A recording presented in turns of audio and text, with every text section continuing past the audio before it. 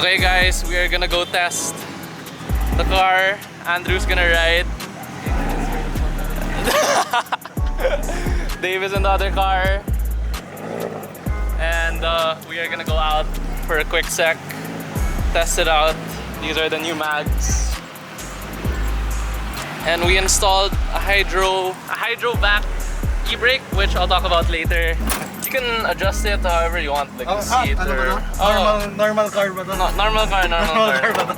Ang Tokyo Drift. Saan daw ba?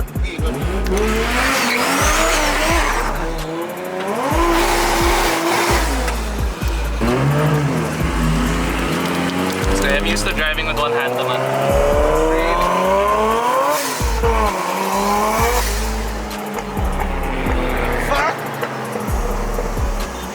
Ano? Excited sa 1J mo? Yeah, So if you watch...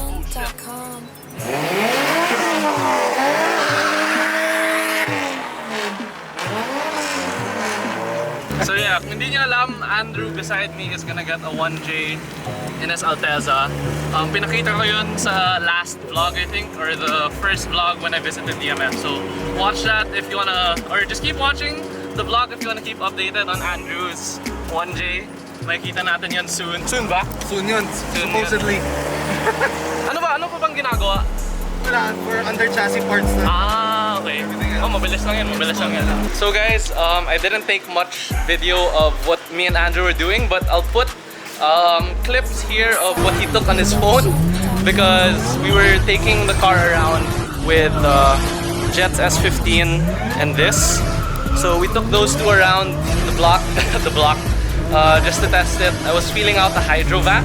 So the hydro vac is essentially, it's the same brake system as what you have on your foot brake. We somehow engineered it to be through a lever just to make the handbrake stronger. So that's what we did to the car. The thing looks pretty good. I can't get too much footage right now because it is dark. What's the brake? It's good. Lakas. Ganun lang yung hatak niya pero yung... Oh! The tires are makapit. It is. You can use it as brake talaga, di No, ba? but not just that. I like the range that I have. It's a lot. Sakto lang of what I want. I don't want it like this. It'll lock na. Ito, you feel it eh. You're good using these mags because it will prevent you from doing crazy shit in the street. Like this? I don't do that. What I just did, I don't do that often. I just do pulls. Feels good. Street terrorist. I wanna Support violent driving. Dami humihingi sa akin. Yung sticker na yan. It's a Japanese, parang Japanese group in Japan. In the province. Some gang, some fucking crazy kids gang na puta girls. Paano yung mga nagde-drifting sa street na binibidyo yun. That's why violent driving eh. Support violent. Yung sa street tapos yung mga chaser. Yan sila yun. Sila yun.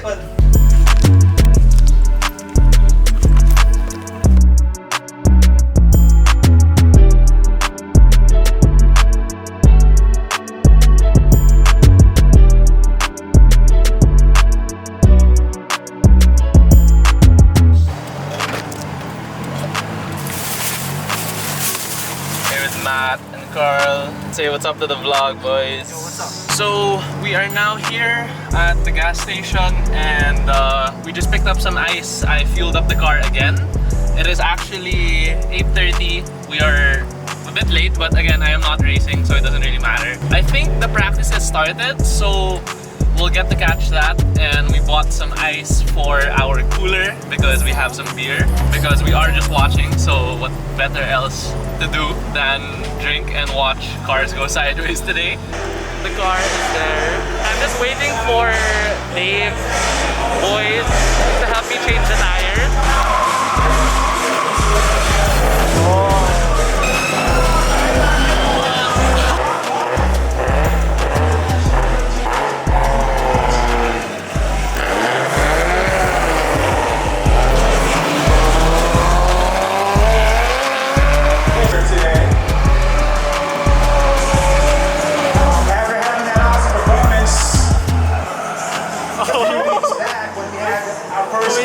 Day for 2020.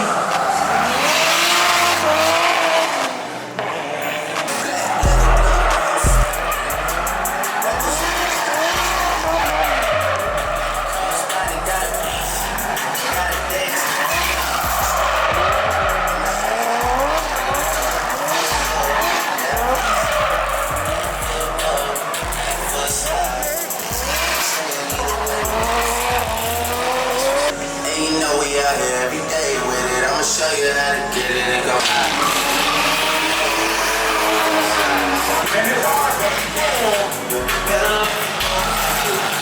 Maybe not.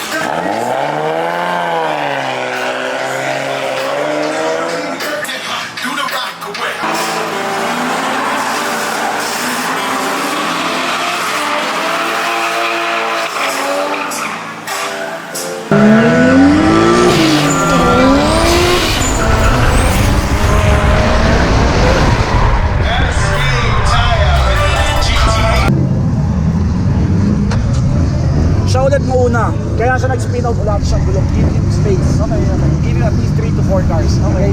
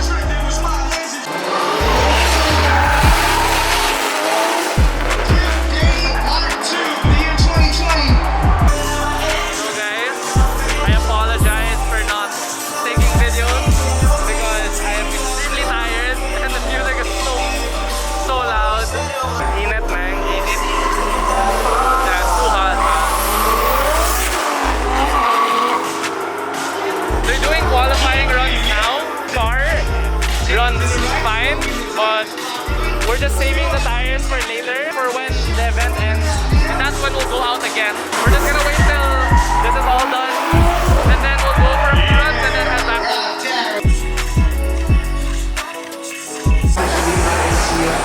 So I want to thank Jay, specifically from Ilas Philippines, for hooking me up with this dope ass shirt. So this is the newest line that they have. This is actually a Bear Brick collaboration with Ilas. So super clean. I'm actually gonna wear it right now because I've been wearing this thing the whole day. This is Norman versus Jesus.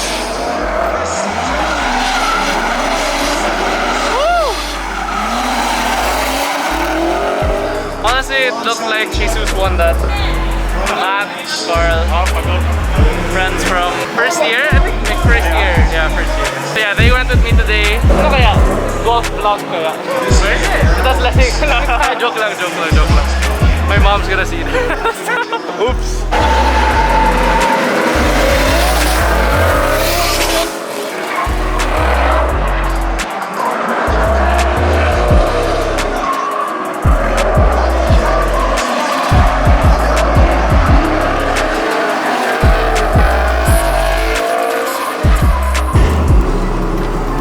Pauwi na tayo, guys. I'm just super tired from today. Like, it's been a pretty long day. I've been up since I think 3 in the morning because my classes in San Francisco start at 3 a.m. So gising ako at 3 a.m. and it is now almost like 9 9:30.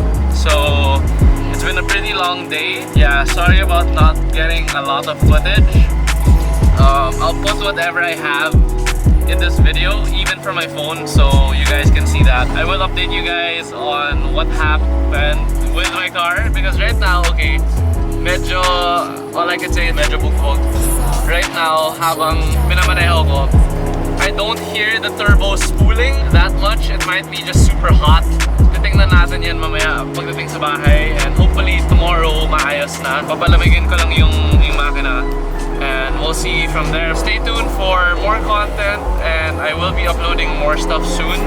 Just give me some time because I am super tired today and it's been pretty busy. So I'll see you guys in the next video and thank you guys for watching. Don't forget to drop a like and subscribe to the channel to keep yourself updated for new videos. And yeah, peace out.